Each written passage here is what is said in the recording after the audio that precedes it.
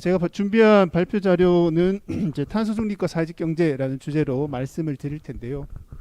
지금 배경 화면에 있는 이 마을이 여러분 잘 아시는 것처럼 독일에서 가장 친환경적인 도시로 알려져 있는 프라이부르크라는 도시에 슐려베르크라는 마을입니다. 이 슐려베르크라는 마을과 이 길 건너편에 있는 보봉이라는 마을이 세계적으로 유명한 생태도시, 생태마을로 잘 알려져 있는 곳입니다. 그래서 이 프라이부르크라는 도시가 세계적인 친환경 도시, 환경 수도로 거듭날 수 있었던 중요한 계기 중에 하나는 저는 이제 환경 교육이라고 생각을 하고 있습니다. 그래서 1970년대부터 원전 건설이라든지 자동차로 인한 여러 가지 환경 문제, 산성비 문제들을 해결하기 위한 주민들의 활동들, 그리고 그 주민들의 활동들이 구체적인 대안으로 이어지기 위한 환경 교육들이 굉장히 활발하게 진행이 되었고, 그래서 독일에서도 녹색당 출신의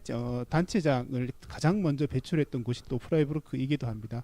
그런 시민들의 어떤 교육 그리고 학습에 기반을 해서 굉장히 빠른 이른 시기부터 도시 전환들이 시작이 되었었고, 뒤에 보시는 이 마을은 그 우리가 도시 지역에서 이제 에너지 전환 혹은 탄소 중립을 이야기를 할 때 가장 중요한 부분은 큰 산업시설이나 발전시설이 없는 경우, 당진은 석탄발전소가 굉장히 큰 온실가스 배출을 차지하고 있고, 포항 같은 경우는 포스코 같은 큰 기업들이 온실가스 배출량을 굉장히 많이 차지를 하고 있는데, 그렇지 않은 지역에서는 대체로 우리가 이동할 때 이용하는 자동차, 그 다음에 우리가 생활하는 건물이나 집에서 배출되는 온실가스가 상당히 많습니다. 그래서 프라이부르크에서도 시민들이 일상에서 그렇게 이용하고 있는 자동차, 그리고 시민들이 늘 이용하고 있는 건물과 집과 같은 공간에서 에너지를 전환을 하고 온실가스 배출을 줄이려면 어떻게 해야 될까, 이런 고민들을 집중적으로 했던 것이고요. 그래서 우리가 살고 있는 건물에서 어떻게 하면 에너지를 소비하는 게 아니라 에너지를 생산하는 공간으로 전환할 수 있을까라는 고민에서 이렇게 뒤에 보시는 것처럼 에너지 플러스 하우스 단지, 에너지를 생산하는 집이 만들어졌다라고 생각을 하고 있습니다. 최근에 이제 기후위기의 속도가 굉장히 빨라지고 있다는 얘기들을 많이 하고 있는데요. 앞에 보시는 이 그림은 지난 2019년 8월 달에 뉴스위크라는 경제 잡지의 표지 사진으로도 실렸던 그림입니다. 그래서 이 그림이 지난 150년 동안 지구 평균 기온을 계산을 하고, 그 평균 기온보다 연평균 기온이 낮을수록 파란색이 짙어지게 표시를 하고, 그 연평균 기온이 그 150년 동안 평균 기온보다 높을수록 붉은색이 짙어지게 표시를 한 겁니다. 지난 100년 동안 지구 평균 기온이 약 1.1도 가량 상승을 했다고 하는데, 최근 30년 동안의 기온 상승 속도가 굉장히 빠르다라는 것을 알 수가 있습니다. 왼쪽이 1850년, 오른쪽이 현재라고 생각을 하시면 현재와 가까워질수록 기온의 상승 속도가 굉장히 빨라지고 있습니다. 실제로도 지난 100년 동안 그 연평균 기온이 가장 높았던 해가 언제인지를 쭉 데이터를 보니까 1등부터 10등까지가 전부 21세기에 있습니다. 그 얘기는 2000년대 이후에 지난 100년 동안 가장 무더웠던 한 해 연평균 기온이 다 몰려있다라는 얘기고, 그 얘기는 최근 20년 사이 21세기 우리 인류가 어느 때보다도 뜨거운 지구에서 살고 있다라는 얘기를 드릴 수 있을 것 같습니다. 그래서 지구의 평균 기온이 이렇게 빠르게 상승을 하면서 그로 인한 다양한 기상재난, 기후 재난들이 훨씬 더 빈번하게, 훨씬 더 강력하게 발생을 하고 있습니다. 올해만 하더라도 미국, 유럽, 아시아, 아프리카 어느 대륙을 가릴 것 없이 다양한 지역에서 굉장히 다양한 형태의 기후재난들이 발생을 했었고, 이로 인한 피해들이 기하급수적으로 늘어나고 있는 상황이라고 할 수 있습니다. 특히 이제 북미 대륙은 지난해, 지지난해 최근 몇 년 사이에 계속 초대형 산불이 계속 발생을 하면서 엄청난 피해를 일으켰었고요. 작년에 그 북미 대륙 서부 해안 쪽, 캘리포니아부터 시작해서 포틀랜드, 시애틀, 그 위쪽에 있는 캐나다에 있는 브리티시 콜롬비아 주 같은 경우에는 산불로 한 마을 1,000명이 넘게 사는 마을 전체가 아예 사라지는 일도 발생을 하기도 했었죠. 그래서 올해도 이제 그런 산불 피해 그리고 폭염으로 인한 피해들이 급증을 했던 곳이 북미 대륙이기도 했습니다. 그리고 올해 유럽이 굉장히 무더웠습니다. 유럽은 해양성 기후라서 여름에도 보통 낮 기온이 이제 30도 이상 올라가는 날이 며칠 되지 않는 시원한 지역에 속하는데 영국, 프랑스, 뭐 덴마크 등 이쪽 여름철 낮 기온이 40도 이상, 뭐 프랑스는 45도까지 올라가는 일들이 발생을 했었고 이로 인한 폭염 대응들에 굉장히 골머리를 앓았던 곳입니다. 그래서 영국 같은 경우만 하더라도 에어컨 보급률이 5%가 채 되지가 않아서 왜냐하면 지난 수십 년 동안 여름을 보내고 이렇게 나왔었지만 그렇게 이제 에어컨이 필요할 만큼 무더운 날이 거의 없었던 거죠. 그래서 선풍기로도 충분히 여름을 보내기에 부족함이 없었는데 이렇게 이제 이상 기후가 발생을 하고 폭염이 발생하는 날들이 점점 잦아지고 폭염의 그 온도 상승의 수준들이 더 높아지게 되니까 이로 인한 여러 가지 피해와 영향들을 염려하지 않을 수 없는 상황에 처하게 되었다라는 생각을 하게 됩니다. 원래 프랑스에서 그 폭염 대응 지침 발표한 것 중에 제가 이렇게 되게 흥미롭게 봤던 지침 중에 하나가 에어컨이 없는 실내에서의 활동을 금지한다는 조항이 있었거든요. 그래서 한국 같으면은 잘 이해가 안 되는 상황이잖아요. 보통 이제 어지간한 특히 공공건물 같은 경우는 에어컨이 다 이렇게 설치가 되어 있고 전기요금이 부담스러워서 그렇지 에어컨을 이제 없어서 이렇게 가동하지 못하는 경우는 그렇게 많지는 않은데 유럽만 하더라도 기존의 기후 조건에서는 우리와는 굉장히 다른 상황이다. 그래서 이렇게 기후가 바뀌는 것들이 오랫동안 그 지역에서 살아왔던 삶의 방식, 행태 혹은 문화들을 전면적으로 전환을 해야 되는 상황에 직면하게 만든다라는 얘기들을 하게 됩니다. 그리고 유럽에 원래 또 가뭄도 굉장히 심했었는데요. 14세기 무렵 유럽에 대기근이 왔을 때 강수위 이제 가뭄이 굉장히 심각했고 강수위가 바닥에 이제 달하게 되니까 농사를 짓기가 힘들었고 굶어 죽는 사람들이 엄청 많아지게 되었죠. 그래서 그때 이제 사람들이 나중에 후손들이 이렇게 강바닥의 수위가 내려가게 되면 가뭄이 굉장히 심각한 것이고 그렇게 심각한 가뭄에서는 식량을 구하기가 힘들어서 굉장히 힘든 상황이 될 거다라는 생각을 하고 헝거스톤이라고 해서 만약에 이 돌이 보이면은 울어라라는 이렇게 메시지를 적어놓은 돌이 원래 또 발견이 되기도 했습니다. 그래서 아시아에서는 뭐 파키스탄 같은 곳에서는 국토 전체의 3분의 1이 완전히 물에 잠기고 수천 명이 사망하는 일도 발생을 하기도 했었죠. 그래서 한국에서도 예전에는 이런 기상재난들이 저 멀리 이제 헤이토픽처럼 저희들 많이 전해 들었었는데 최근에는 국내에서도 이런 기상재난으로 인한 피해와 영향들을 어렵지 않게 접하게 되는 것 같습니다. 올 봄에는 울진, 그 다음에 삼척, 강릉 일대에 초대형 산불이 발생을 하면서 약 일주일 동안 엄청난 피해를 일으켰었고 올 여름에는 서울 한복판 강남에서 홍수가 발생을 하면서 반지하방 적정하지 않은 주거 공간에 지내고 있던 분들이 목숨을 잃는 일도 발생을 하기도 했습니다. 그리고 제가 살고 있는 대구 인근의 경주 포항 쪽은 9월 달에 발생했던 이제 흰남노라는 슈퍼 태풍으로 인한 피해들이 엄청나게 컸었고요. 포항에 있는 이제 포스코 철강 제품을 만드는 회사에서는 회사가 만들어진 이후에 처음으로 그 쇳물을 녹이는 고로가 물에 잠기게 되면서 쓸 수 없는 상황이 되었고 아직도 복구가 되지 않고 있는 상황입니다. 그래서 예전에는 기후 문제를 얘기를 할 때 기후 문제도 그렇고 환경 문제도 그렇고 우리가 후손들로부터 빌려 쓴 이 지구를 깨끗하게 잘 사용을 하고 건강하고 우리 후손들이 안전하게 살 수 있도록 잘 물려줘야 된다 이런 얘기들을 했었는데 최근에는 우리 후손들도 걱정이긴 하지만 지금 이미 우리 세대가 기후위기, 기후재난의 첫 번째 희생자, 피해자가 되고 있다라는 얘기를 하고 있고 지금 여기서 당장 기후위기 대응을 시작해야 된다라는 인식들이 확장이 되고 있다라는 생각들을 하게 됩니다. 이런 기후 문제에 대해서 이렇게 국제사회가 본격적으로 대응을 시작을 한 것은 1992년 브라질 리우에서 열렸던 리우 정상회의에서 그 기후변화 협약이 채택이 되면서 본격적으로 시작이 되었는데요.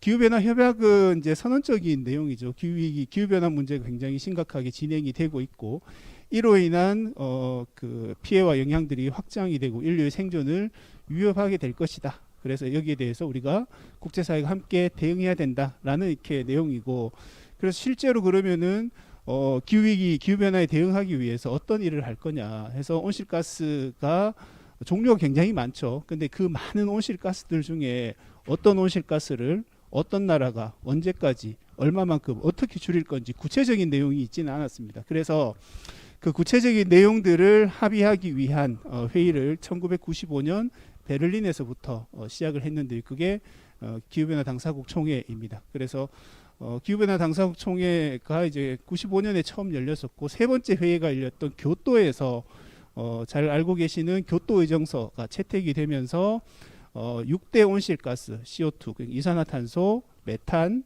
이산화질소, 육불화황 이런 6가지 온실가스를 38개 선진국들이 1990년 대비해서 2010년까지 평균 5.2% 줄인다. 이런 내용들이 구체적으로 합의가 되었던 거죠. 근데 이제 이 합의가 이제 의미가 있기도 했지만 또 한편 한계가 있었던 게 38개 선진국들이 산업화 시대부터 누적해온 그 온실가스 배출량이 상당히 많고 그에 대한 책임을 지는 것이 마땅하지만 중국이라든지 한국이라든지 신흥개발 국가들에서 온실가스 배출량들이 계속 늘어나고 있는데 이 부분에 대해서 강제하지 못하는 부분들이 늘 국가 간 협상을 할 때 논란의 주제가 되었기 때문에 이런 부분들을 어떻게 해소하고 이런 부분들까지 포괄하는 새로운 기후변화 대응 체제를 어떻게 구성할 것인가 라는 것이 국제사회에서 굉장히 중요한 쟁점 중에 하나였습니다. 그래서 2008년 발리 회의에서부터 교토 의정서가 아닌 새로운 기후변화 대응 체제가 필요하다는 논의가 있었고 약 7년간의 매년 협상을 거쳐서 2015년 12월 달 프랑스 파리에서 열린 제21차 기후변화 당사국 총회에서 파리 협정을 채택을 하면서 2021년부터 실행되는 새로운 기후체제에 국제사회가 합의를 하게 됩니다. 물론 이 그 합의가 이렇게 채택이 되면서 교토의정서와 달라지는 부분이 몇 가지 있는데요. 예를 들면 38개 선진국이 아니라 그 195개국 유엔 회원 가입국들이 모두 온실가스 감축을 위해 노력을 해야 된다라든지 그 다음에 목표가 이제 2100년까지 지구 평균 기온이 2도 이상 상승하지 않도록 억제해야 된다라는 이제 목표를 채택을 했는데 투발루라든지 키리바시, 몰디브 같은 섬나라들이 있거든요. 이런 섬나라들이 개별 국가들은 그 국제사회에서 이렇게 발언을 하거나 할 때 힘이 약한 나라이기 때문에 영향력이 별로 없어서 도서국가연합을 만들어서 공동으로 목소리를 내고 대응을 하고 있는데 도서국가연합에서는 그 초안에 들어갔던 2도 목표에 대해서 강력하게 반발을 했습니다. 왜냐하면 이미 국토의 상당 부분들이 물에 잠기고 있는 상황에서 지구 평균 기온이 2도까지 상승하게 되면 우린 다 죽으란 얘기냐. 더 강력한 목표에 합의해야 된다라고 요구를 했었고 그래서 최종적인 합의문에는 이 두 가지를 어중간하게 절충한 2도 이하로 하되 가능하면 1.5도 이하로 한다. 이렇게 합의문이 작성이 되었습니다. 물론 이 파리 협정이 이제 교토 의정서와 비교를 했을 때 강제성이 있는 것도 아니고 여러 가지 문제가 있다라는 비판이 있기도 하지만 어쨌든 이 파리 협정에 따라서 2도 목표, 1.5도 목표라는 새로운 방향성들이 제시가 되었고 실제로 2도 목표도 달성이 쉽지 않다라는 게 현실적인 그 의견들이 많았었는데 근데 이제 1.5도는 그 현실적으로 도저히 불가능한 비현실적인 목표 아니냐라는 이렇게 의견들이 굉장히 많았었는데 그래서 유엔에서는 이제 IPCC라고 하는 기후 변화에 관한 정부 간 협의체에 그 1.5도 목표와 2도 목표와 관련한 보고서를 작성을 해주기를 요청을 하게 됩니다. 그래서 IPCC에서 쭉 몇 년간 전 세계 과학자들과 함께 이 문제를 논의를 해서 2018년 10월 달에 인천 송도에서 제48차 IPCC 총회가 개최가 되었는데요. 이 총회에서 지구온난화 1.5도 특별보고서를 채택을 하게 됩니다. 그래서 이 지구온난화 1.5도 특별보고서에서 지구평균 기온이 2도가 상승했을 때 지구 생태계에 어떤 영향들을 미치게 되는지, 그리고 1.5도가 상승했을 때는 또 어떤 영향들이 있는지를 쭉 기술을 하게 되고요. 그리고 이 2도와 1.5도 목표를 달성하기 위한 온실가스 감축 경로도 함께 제시를 하게 됩니다.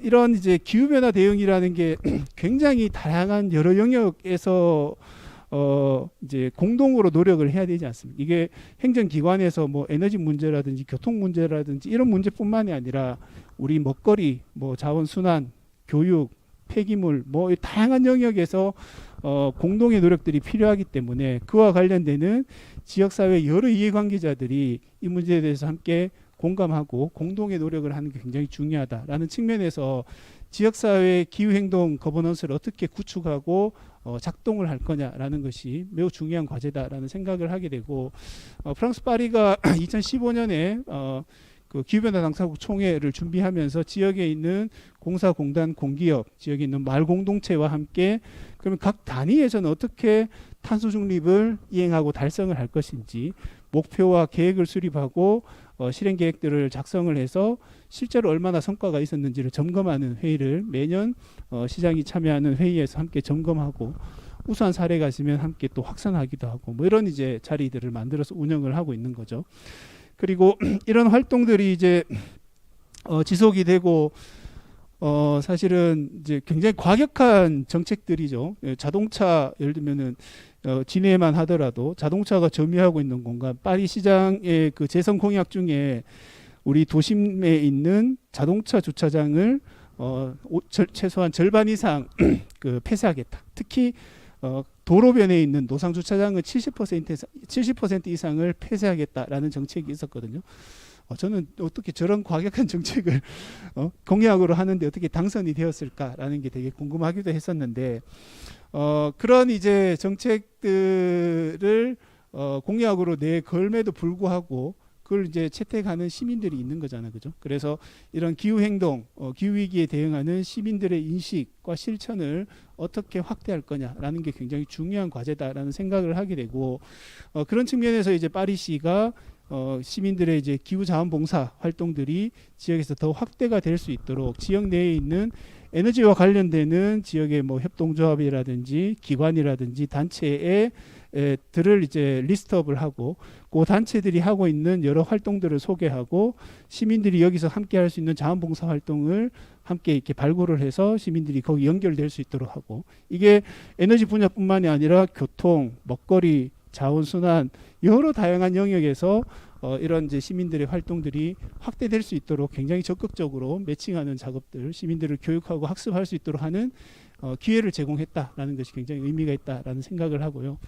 앞서 이제 국가와 도시 차원에서의 탄소 중립 이행에 대한 내용들을 저희가 살펴봤는데, 기업들도 뭐 자의반 타의반 뭐 저는 외부의 압력이 더 강했다라고 생각을 하는데, 그 이제 탄소 중립을 위한 뭐 제가 아까 말씀하신 ESG라든지 뭐 그런 압력들을 굉장히 강력하게 받고 있는 상황이고, 특히 이제 2014년 뉴욕에서 열렸던 기후주간 행사에서 클라이밋 그룹 그리고 CDP와 같은 글로벌 NGO 단체들이 기업들이 그 사용하는 에너지가 굉장히 많고 그 에너지 소비로 인한 온실가스 배출이 엄청나게 많은 상황이죠. 그래서 기업들이 이런 기후 위기에 대한 대응을 우리 사회의 구성원으로서 마땅한 기업의 사회적 책임을 다하라는 요구를 했었고, 그래서 최소한 기업들이 사용하고 있는 여러 에너지들, 기업들이 뭐 연료에너지도 사용하고 사용하는 에너지가 많잖아요. 그 중에서도 최소한 전력만이라도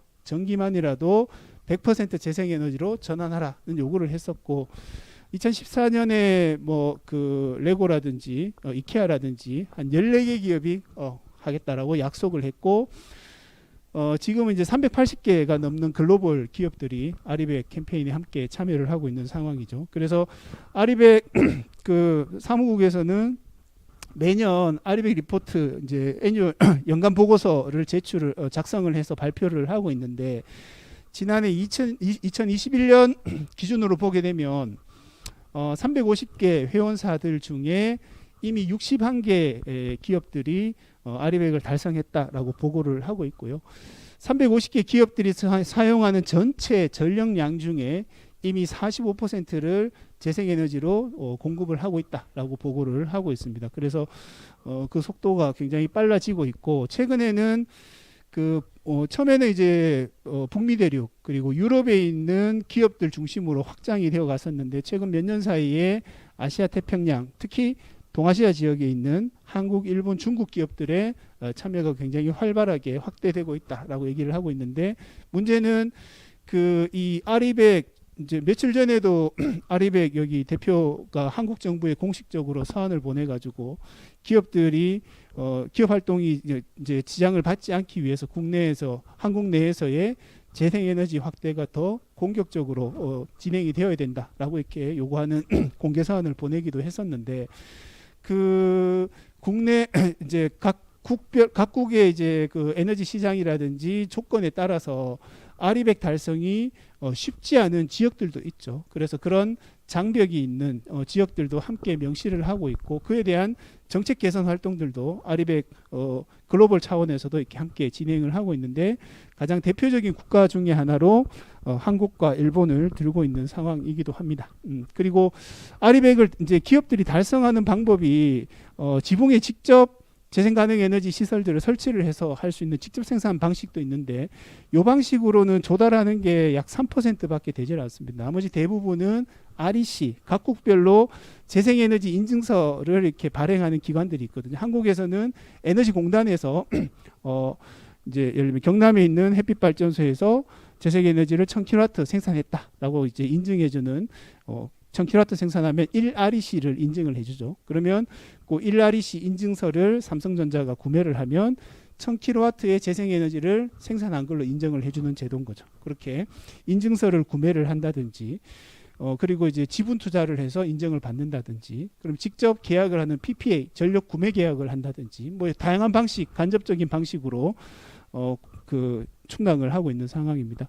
애플은 이미 이제 아리백을 달성을 한 상황이고, 홈페이지 가면 우리는 햇빛과 바람과 뭐 물을 이용해서 아이폰을 만듭니다, 이렇게 자랑을 하기도 하는데, 민간 차원의 이 자발적인 캠페인이라고 할 수 있는 아리백이 새로운 통상 질서로 작동을 하고 있다라고 평가를 받는 것은, 이미 아리백을 달성한 기업들이 아리백 회원사가 되려면 조건이 있거든요. 1년에 지금 1000테라와트인가 하여튼 정확하게 기억이 안 나는데, 상당한 양의 이제 전력을 사용을 하든지, 아니면은 글로벌 체인에서 이렇게 굉장히 영향력이 있는 주도적인 기업이어야 하는 몇 가지 조건들이 있거든요.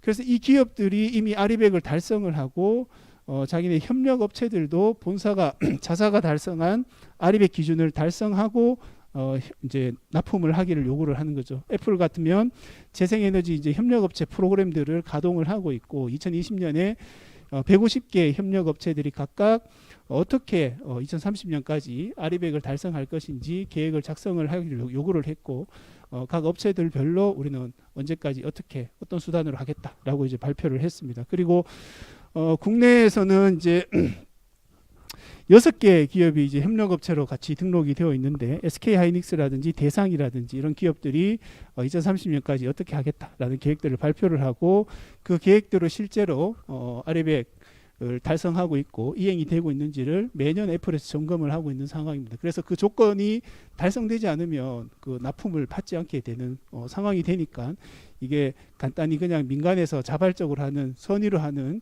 그런 캠페인이 아니라 교육에 있어서 굉장히 중요한 새로운 규칙이 되고 있다라는 평가들을 받는 것 같습니다. 그래서 국내 대기업들 최근에 이제 삼성까지 아리백 선언을 하면서 이제 하지 않을 수 없는 상황으로 가고 있다라는 얘기들을 하고 있습니다. 그래서 이렇게 국가별로도 그렇고 도시별로, 지역별로도 그렇고 기업들 차원에서도 기후위기에 대응하기 위한 전환들이 굉장히 빠른 속도로 진행이 되고 있고, 특히 지역에서 그러면 이런 탄소 중립을 이행하는 데 있어서 어떤 요소들이 좀 필요할까라는 생각들을 하게 되고, 그런 이제 우리 지역에서 이렇게 시민들이 살아가는 데 필요한 다양한 요소들, 아까 이제 15분 도시에서 이렇게 필요한 여러 서비스를 제공하는 과정, 그 서비스들이 있어야 우리가 도시에서 즐겁고 행복하고 건강하고 안전하게 살아갈 수 있는 거잖아요. 근데 그런 서비스들을 제공을 하면서 가장 기본적인 전제는 온실가스 배출을 극단적으로 줄여 나가면서도 그런 서비스를 제공을 해야 된다라는 것이죠. 그래서 지역에 있는 주민들과 어떻게 그런 해답들을 찾아갈 수 있을까라는 게 굉장히 중요하다는 생각이 들고, 이게 단순히 이제 에너지라든지 교통이라든지